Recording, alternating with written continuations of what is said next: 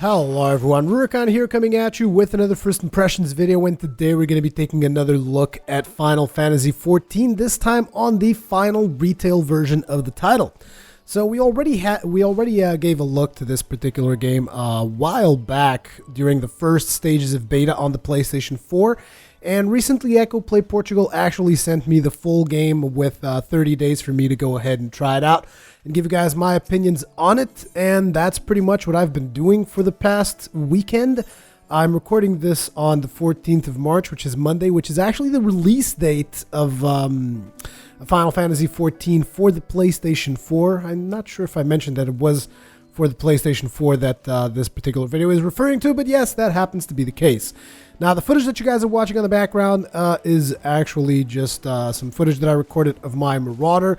I am actually doing this in post-commentary because I really want to focus more on the commentary as opposed to focusing on the gameplay. If you guys want to watch me commentate over gameplay, there's already a video of that on the channel. On this video, I wanted to address a lot of topics, and in order for me to focus on all the topics that I want to address, I wanted to go ahead and not have to worry about the gameplay itself. So enjoy the gameplay of the Marauder in the background, and just let's talk about the title itself. So what is this MMO all about? As a matter of fact, I'm going to assume that most people already know that Final Fantasy XIV: A Realm Reborn is an MMO. And a lot of people are going to be wondering, so what kind of an MMO is it? How does it do things? Is it tap target? What's it like? And the thing is, it is tap target, which is something that is probably really important for a lot of people that are in the MMO genre. I know that it was important for me. Important to the point where when I saw the PC beta for the very first time, because I've actually played this game, this is the third time I'm playing through this title. I played during the PC beta, the very first beta on the American servers, and I didn't like it. I'll be honest, I just flat out did not like it. I don't know why. I don't know if the game changed dramatically in between now and then, but I did not like it at all when I was playing it on the PC. And I can't point my finger at what it was because that was a long time ago.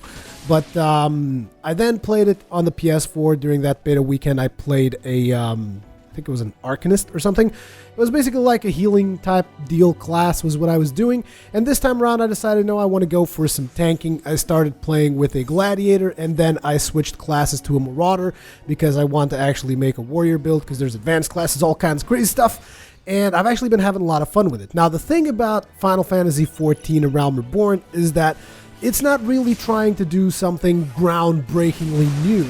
It's just basically taking a lot of things that have been done in the past in the MMO genre, and it is applying a subset of rules to them that makes those things just work. So for starters, I've kind of broken down a whole bunch of topics that I want to talk about, so I'm going to be going through each of these aspects that kind of called out to my attention as soon as I started playing the title. The very first thing that instantly popped to my head was the graphic fidelity. And you guys might be wondering, well, isn't it the same as it was on the beta? I can't point my finger at what it is, but no, it's not. It feels very, very different. It feels a lot sharper. The textures feel a lot sharper. The lighting feels a ton better. The shadows are also looking really, really good. The animations feel very, very fluid. Everything just feels better than the beta. And again, it's one of those things where it's like you play through the beta, maybe I wasn't really paying that much attention because you guys know me. I play through tons and tons of games all the time to bring you guys different titles, different first impressions. So I can't just like focus myself on Final Fantasy XIV and just like memorize every single bit. But I can tell you the game looks so much better than when it did on the first beta. Like I said, I can't even classify what it is, but it looks like maybe the textures are more high res. The lighting has definitely been very, very improved. The animations look even better.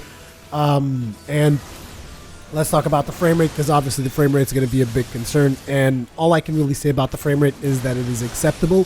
It is not exceptional in any way, shape, or form, because here's the thing. On certain areas, you will be surprised, like, because there will be tons of stuff happening on the screen. And you'll be like, how is the game keeping up with the frame rate on this console? How is this even possible? There are areas where yes, you will be surprised. However, there are other areas where you might be surprised on a negative form. Like there was this area that I went to. I can't remember the name of that area. didn't seem like there were that many players there, and I saw the frame rate tank all the way down to maybe 20 frames a second or something. I don't have a particular way to see at exactly how many frames the game is running on the PS4, but I can tell when something is below 30 frames a second or when something is running at 60. So for the most part, the frame rate will be between 30 and 60. And I do mean between 30 and 60, not it will be 60 a lot of the time and then it will come down to 40. No, it's 30 and 60. Like sometimes it will reach 60. Most of the time it will be in between 30 and 60. And in areas where you have a lot of traffic and a lot of players in there, as well as maybe a lot of enemies, you will notice that there will be a drop down in frames. So that is something that you're going to have to deal with. Also, there are weather effects, and there are a lot of different weather types that you will encounter throughout the game. Again, remember that this is something that I have not played on the PC side apart from the beta. So maybe I'm telling things to people that they already know, but I'm just reporting on what I've seen from the PlayStation 4 version, okay? So I've seen rainy weather, which looked really good with actual, rain dropping down and stuff. I thought that looked really cool. I've seen sunny weather to the point where it almost blinds you, how the sun... I mean, I don't know how they do this lighting stuff, but basically there are times where you'll be exiting a city, and you know how you're in a place that's got like...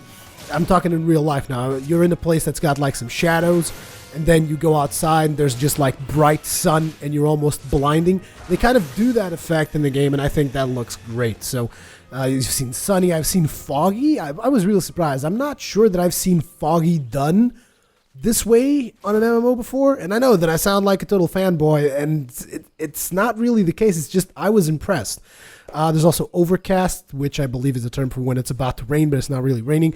Those were the effects that the weather times that I've experienced. There's also a day-night cycle.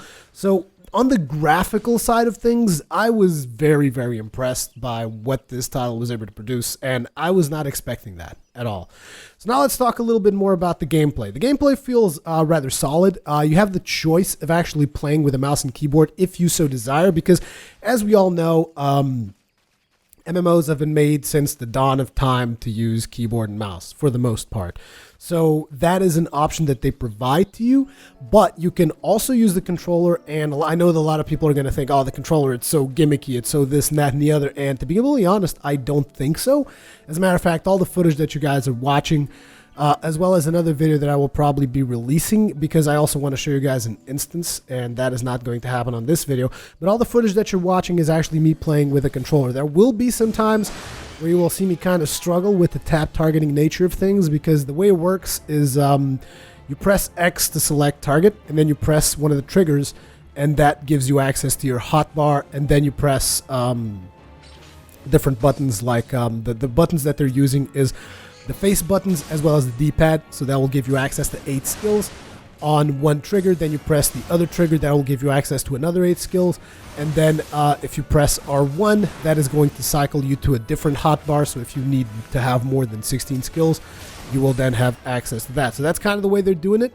But yeah, the tap targeting it takes a while for you to get used to it, because like I said, you press X to target the nearest target to you. You can also use the D-pad without pressing any of the triggers to cycle through the targets. Up and down will cycle through your party members. Left and right will cycle through your enemy targets. And then you use the trigger plus faceplate buttons, or the D-pad to actually get your skills thrown into the enemies. So that can be a little bit tricky. Maybe they could have done something to help with that. As a matter of fact, that's something that I'm still experimenting with. I want to actually work on some macros that will help with that, because the game does support macros. Although I would highly advise people, if you're going to edit macros, plug in a keyboard to your PlayStation 4. Don't try doing it with the on-screen keyboard. I don't think that's going to work that well. That's me personally. I'm going to use a keyboard for that at least. And as a matter of fact, if you just feel more comfortable with mouse and keyboard, like I said, there's an option to do that. But yeah, the tap targeting is something of a complaint for me still, because I still haven't really gotten used to it. And at this point in time, I've played 17 levels on a Gladiator, then I switched classes, and I'm currently 18 levels on a Marauder. That's how much I've played with the title. and I still struggle a little bit with the tab targeting system, and it makes it particularly hard for me because I'm tanking. And for those of you who don't know, tanks have to a lot of times switch targets to make sure that we keep aggro on different things, and I do struggle a little bit with that, as you guys will see on the instance video that I'm going to show you in the near future. So yeah, there's that. Now I have a couple of complaints here, which is even though the gameplay is really good, at the very start of the game I feel that they take too long to get the ball rolling.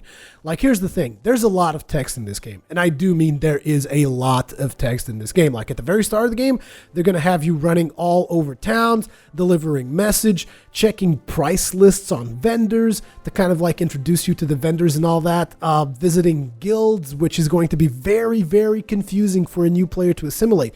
I remember when I played the beta, and it feels exactly the same thing on the final version. It is very confusing. Like, to me, it's not as confusing anymore because in the beta I lost a lot of time doing that stuff. So I kind of knew what I needed to get done. But for newer players, I feel it's going to be a major turnoff. So if you like the footage that you're watching in the background and you're considering getting this title, my advice to you is at the start, don't worry too much about reading all the text because, like I said, they do give you a lot of text. Just like go and mash through it. It's okay. It's not particularly essential. I'm pretty sure most players, particularly MMO players, will be able to figure out how to play the game. You don't really have to like pay that much attention to text. Although if you're one of those players that feels like you're going to need every little bit of help you can get, sure, you can read all that text. Me personally, I skipped through most of it. As a matter of fact, there's a ton of quests. I have no idea what's going on. I'm just like, the attitude that I take towards these quests is just like a ton of text that you have to read through is like, look, I know that you want me to kill something, or that you want me to go get something, or that you want me to go somewhere. Just tell me where you want me to go, tell me what you want me to kill, or tell me what you want me to go get. You don't need to tell me your life story about how your sister's brother's ex-boyfriend or something got killed by one of these monsters. I don't care. Having said that, though, there are some cinematics in the game which are like more of a part of the main story and not so much a part of the story of the side quests and whatnot, where you will get some decent cinematics and stuff. For those, I would say slow down on those, actually read the text, and some of those cinematics are actually voice acted, so that's pretty cool. So for those, my advice is slow down and actually appreciate the experience. That's the way that I've been doing it so far. Like side quests, I'll just like rush through them. Main quests, I'll actually take some time to see the cinematic, enjoy the cinematic, and appreciate the storyline, because the storyline is actually interesting. It's just padded with tons and tons and tons of MMO side questy, kind of grindy almost things. So that's something that not all players are going to enjoy. That, me personally, I don't have a big problem with it, because I mean, I've been playing MMOs since God knows when, right? Because I mean, I've played a ton of MMOs. And I've only recently stopped playing MMOs because they just consume so much time. That's like my main thing. But I've been trying out some of the recent MMOs that have come out, stuff like WildStar, EZO, and now Final Fantasy XIV for the PlayStation 4. And I have to say, I was surprised at how much I was actually enjoying Final Fantasy XIV. It surprised me. It surprised me quite a bit, because I was like, I was at that point where I'm like, man, if I was to get into an MMO, this could actually be the one for now, which I don't know. It just surprised me. It's just, I'm very susceptible to MMOs because I have a big history in MMOs, so there's that. Okay, but enough about me. The point in that is that there's some cinematics that are voiced that are pretty cool. There's a lot of cinematics that are not voiced. They're basically not as cool, but they still have story elements in them, so you might consider slowing down for those. And there's a ton of text, and I just wish there maybe wasn't that much text. Look, the characters could just say, for the greater good, go kill these things. Okay, now here's the thing. I know that when I say this to a lot of people, they're going to think, oh my god, there's so much grind in the game. I don't know how to explain this, but it's like where some MMOs, like for instance, I remember SWTOR, you would get sometimes bonus quests that would say, now go kill 50 of these things. And you'd be like, oh my god, no, 50? Like on this game, I don't think I've ever been asked to kill more than 5 of anything Although, bear in mind, the highest level content that I've seen is for level 18. So I'm not sure how stuff gets on the late game. But up until this point, they've never asked me to kill more than 5 of anything. So it's like, go here, kill 4 of these. Go here, collect 4. And when it gets to collecting quests, like, quests where you have to kill a mob to actually get an item, I've never had to really struggle like, oh, you need to get 3 items, and you end up killing 300 mobs. No, I've never had that. Usually, like, you get 3 items, you kill 3 mobs, you get those 3 items. That's the way my personal experience has been, and that's the way I feel probably it's going to be for most people. So, I don't know. Now, there's something that they actually do really, really well, which is convenience for traveling. Now, a lot of MMOs, one of the first things that is your objective is like, I need to get him out. I need to get him out. I need to get him out as fast as I possibly can, so that I don't have to like friggin' drag my feet to all these goddamn quests because it's so damn boring.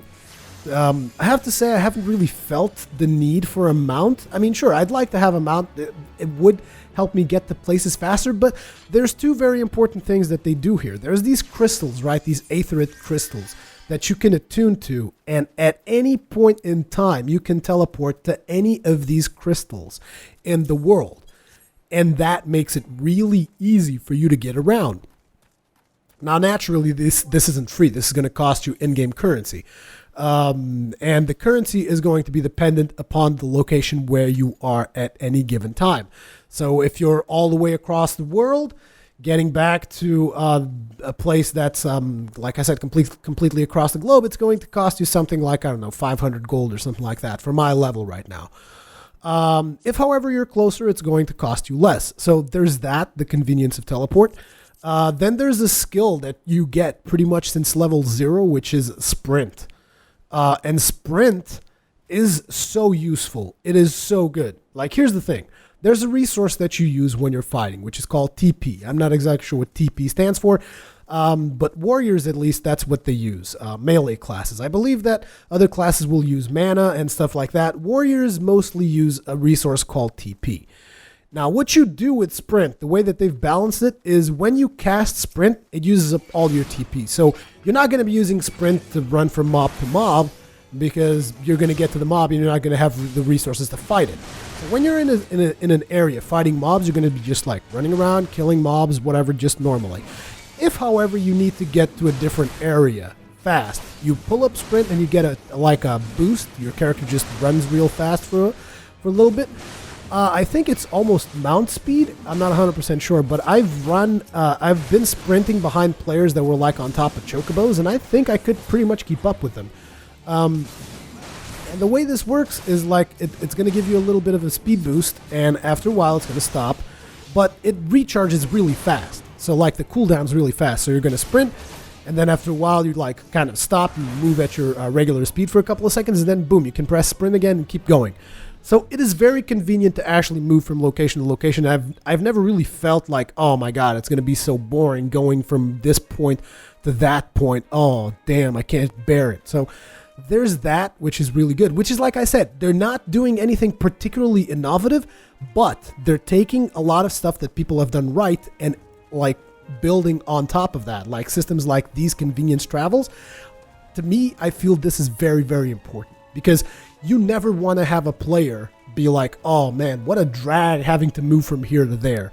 Now, there's other systems in place, more traditional systems, namely the Chocobo Porters, which is like you can go to a place and say, I want to go to this other town, and that is going to be cheaper than teleporting, but it's going to take you a little bit of time. So they will mount you on a Chocobo, and the Chocobo goes on a set route from one town to another. So there's that means of transport as well. Or you can run just using sprint. And I think that just using sprint, you're going to get there a little bit slower than the Chocobo, but if you're patient enough, you don't lose that much time. So if you want to really save up, although the Chocobos are pretty much dirt cheap, but if you really want to save up, you can pretty much sprint anywhere you want, as far as I can tell. Then there are, however, intercontinent travels, kind of, because like there's 3 main cities that I've been introduced to at this point, which are Gridania, Ulda, and Limsa Lominsa. And traveling between those cities, there's actually like an airship that you can use, and that's also pretty cheap. It's cheaper than teleporting, but after you unlock the aetherite crystals in each of those cities, you don't have to go to the airship if you don't want to. You can just teleport there. Then there's another thing, which is they give you multiple ways to level up your character. So obviously you have the quests, which is pretty standard for any MMO. There's a system in place which is called the Leve system. I'm not exactly sure how to pronounce it. It's Leve. And what that does is it gives you these like repeatable quests that you can do. However, there's a limit as to how many times you can do the single player ones. They limit you like you can have like 3 every certain number of hours. I want to say it's maybe 3 every 12 hours or something like that, but I'm not entirely sure because I've been kind of exhausting those. And I will mention why in a couple of seconds. But there's that Leve system which lets you repeat these quests. And you guys might be like, so it's kind of like dailies, kind of like that. So you guys might be a little bit put off, like, oh, I hate dailies. Dailies are so boring. But trust me, you're going to need these Leve systems for something that I'm going to be mentioning later on. I will mention when that time comes. Then there's also party play leaves, which are basically these things which you will watch throughout this video, which is when I fight a giant turtle, which basically consists of you teaming up with a bunch of other players and just killing a really big monster or fighting a certain group of monsters or something, just like really fast, and you gain quite a significant amount of experience for it. It's not like a big chunk of XP, like half your level or something like that, but it's not an insignificant amount, and it's fun to kind of mix things up because you're like, oh man, I'm tired of questing. I'm going to do like what they call it is a guild lev or guild leave. I don't know how to pronounce that, like I said. And you do those and you gain some experience and you interact with other players. Because like I said, you do get put into a party, I believe of 5, I want to say. You get put into a party of 5, you go in, you hunt this monster, you kill it, and then you just go out and go about your business. And it's so streamlined because it's got a finder system. So like you just queue up for it, kind of like a dungeon finder, and boom, you're good to go. You get entered to the instance. When you're done, it puts you right back where you were. As a matter of fact, there was a time where I was trying this out and I was in the middle of a chocobo ride, and I was like, oh, this is gonna suck because I'm gonna do the thing, then I'm gonna come back, and then the chocobo's not gonna be here, and then I'm gonna have to run all the way. No, you don't get it. They're doing it better than that. You go in there, you do your thing, you get your reward, and then when you get placed back into the world, you're going to spawn at the exact same spot on top of the chocobo, going in the exact same direction. It is so seamless and streamlined that I feel is just a very good system. There's nothing else to say, really. Then on these leaves that I said that you can repeat on single player leaves, which are like repeatable quests, you are actually allowed to boost the level of that quest for greater rewards. Like, for instance, they give you levs from the point that I've played. They give you levs for level 1, for level 5, and for level 10. And then I think they give you more at level 15. I was doing the level 10 levs, but I was level 14, so I could adjust the level to +4, which was maximum, and that would give me that same quest, that same level 10 quest, but for level 14, which would give me additional rewards. And then there's something else, which for all these lev things, the rewards are based on your performance. And this was just like mind-blowing to me, like, what? Based on performance, yes, how fast you can do it, and how much, I know that there's the difficulty you set for the plus level, like all of that stuff rewards you more.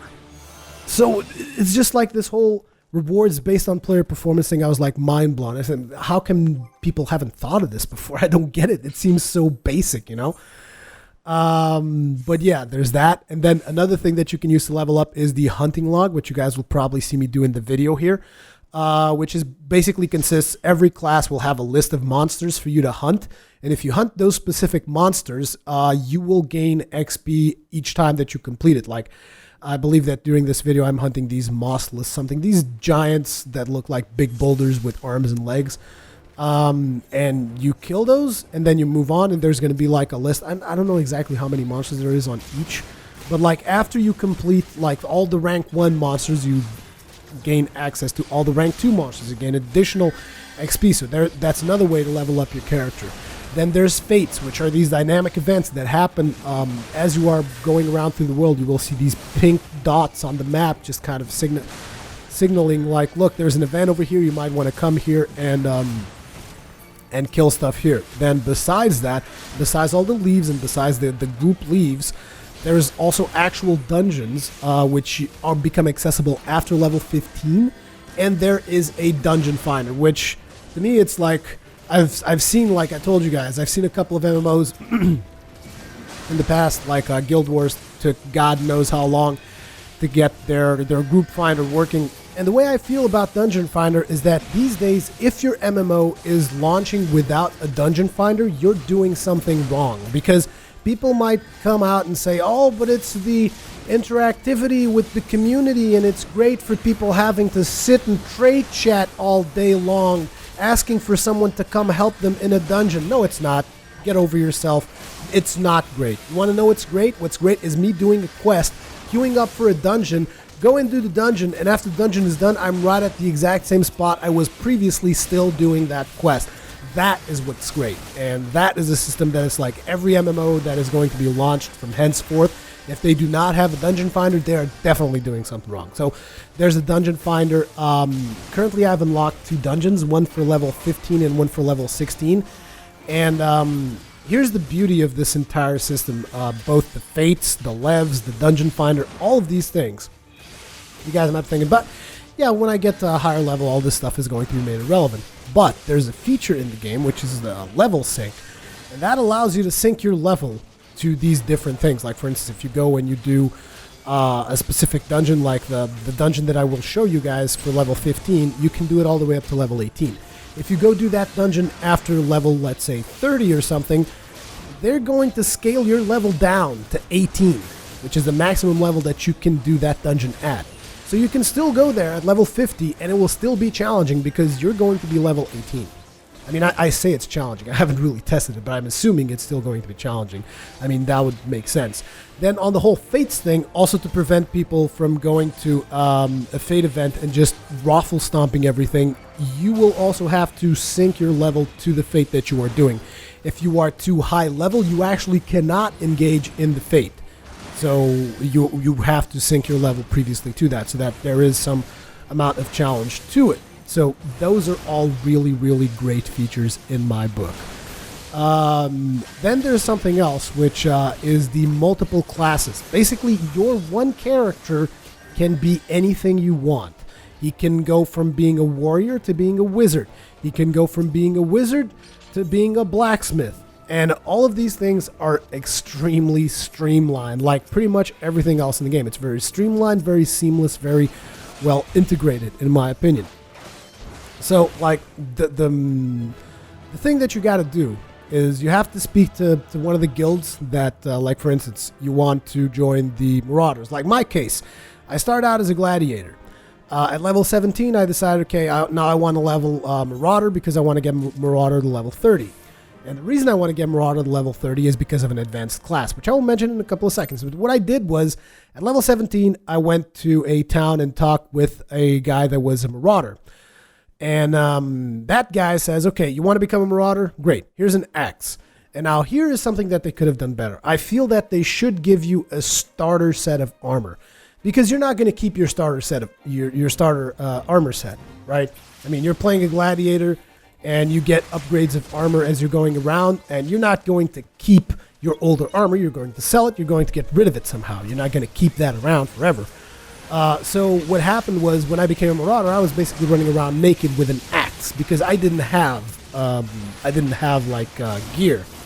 I had nothing level appropriate. I had my level 15 armor, but when you switch classes, you become level 1 again, and that's something that is actually genius, because guys are going to say, oh man, that's terrible. No, that is like one of the most genius systems in the whole game, because here's the thing. You know how MMOs usually, you start your MMO and players move on from area to area until they reach the areas of endgame, and then they stay there. They never go back to the starter areas unless they're making alts. The way that it works in this one is, let's say you've leveled all the way up to 50 as a gladiator, and you're like, well, you know what, I want to try another class now. Okay, now you become an Arcanist or something. You're level 1. You have to go back to the level 1 areas where there might be new players who are starting the game. So you're basically playing with the new players. So there's always going to be people spread out throughout the different zones, leveling out the different classes. At least that's the way I kind of see it. I'm not entirely sure if this is the case or not, because again, the videos that I do are first impressions. I don't like play 50, 60, 100 hours of a game before talking about it. But I did play throughout the weekend, and there were always players pretty much everywhere I went. I would see players all over, of all kinds of levels. And the reasoning behind that, I feel, is because of the fact that you can multi-class. You can change your classes, and you have to start from scratch. Again, I just feel they should give you, at the very least, like a starter set of armor when you switch classes. Like, let's say, okay, you were a gladiator, now you're switching up to marauder. Here's a basic set of armor to get you started so that you don't run around naked, which is what I ended up doing. Particularly, it's going to be even more true if you were a melee class, and even if you did save your start armor, you're not going to be able to equip that on a magic-based class. Then again, you can just go out and buy a starter set. It's pretty cheap, I think. But, you know, it would just like streamline things even maybe a little bit more. It would kind of get you doing things a little bit faster. I actually just ran around naked because I'm a stingy little bastard. So I ran around naked until I got rewards to use different armor sets. But okay. After you have different classes, though, you guys might be wondering, so you have to go to a city and talk to someone in order to actually switch to a different class. No. You switch this on the fly. You can save gear sets. Like you can have a different gear set for your gladiator. You can have a different gear set for your marauder. You save those gear sets, and then you just switch them on the fly. And as you switch the gear, your class automatically changes. Like, if I switch from using a sword to using an axe, I switched from gladiator to marauder. So that's kind of the way it works. And it is very, very easy to do once you've done the quest for the associated class. Because you still have to go to someone for the first time to activate the class for you. Because otherwise it doesn't work. Like, you have to go to the Arcanist's Guild if you want to become an Arcanist. You have to go to the Archer's Guild if you want to become an Archer. But after you've been there, you can switch classes on the fly for anything, really, for anything you want. Now, this isn't all super easy, so to speak, because like it was actually a little bit frustrating for me when I switched classes, because what ended up happening was I couldn't find quests for my level. And sometimes I would even end up doing quests that were higher level than what I was, but I could still do those quests because, I mean, if you know how to play an MMO, you can usually kite a little bit, use some survivability, use a couple of tricks, and you will kill a couple of monsters that are higher level than you. But the problem was, even though I would complete these quests, the game would not allow me to return to the quest giver to get my reward unless I was the proper level. So like, this was particularly true at level 14. I was like going through doing level 16 and 15 quests, and I couldn't hand them in because I was only level 14. It was very frustrating. I think that maybe I was not in the right area or something. I don't know. But essentially what this means is when you find lower level quests, I would advise you to not do them. Save those for when you're playing with a lower level class, because you're going to want to have quests whenever you switch classes. Trust me, that can actually be frustrating, but that is also the reason why you have all those leave systems that I told you about. That is the reason why you have fates, dungeons, hunting logs, and all this other stuff. Why you have all these choices as to how you level your character so that you never run out of ways to level up. Because otherwise, you know, if you didn't have so many ways to level up, it would be pretty damn hard just grinding on mobs to level up your class. At least that's my personal opinion. And then on top of leveling out the base classes, they have these advanced classes that you can get. Like, for instance, the class that I want to go for is the Warrior. Now, the Warrior is a class that's not available at start. You need to level up a Marauder to level 30, and you need to complete the Marauder quest. I want to say I haven't really read too much up on that.